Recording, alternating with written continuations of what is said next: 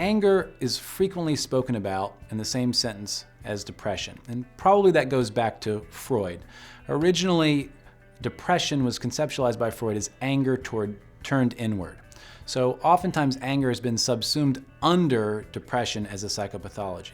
Now, recent research doesn't really indicate that that's necessarily the case.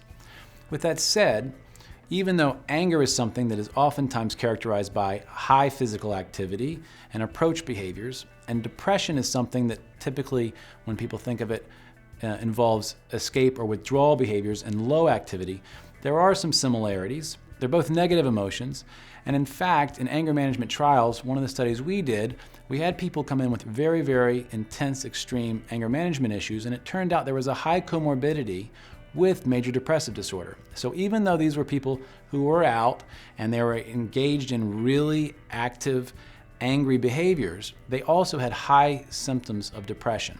So it may not be necessarily that depression is anger turned inward, but that doesn't mean that the same person can't in fact be experiencing both depression and having anger management difficulties.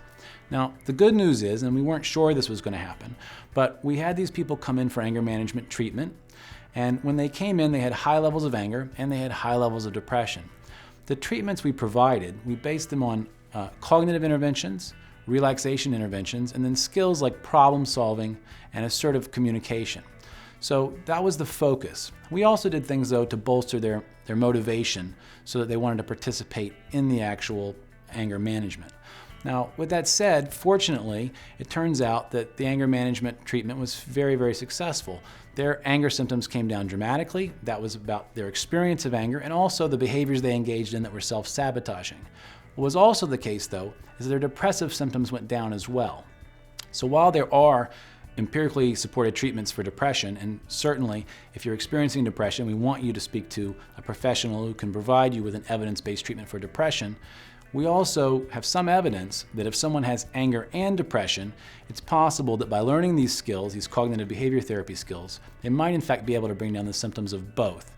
But again, whether it's depression or an anger issue, it's something you definitely want to consult a psychologist or a psychiatrist or other mental health care provider to deal with. They're both very serious issues, but fortunately, both of these in fact are highly, highly treatable.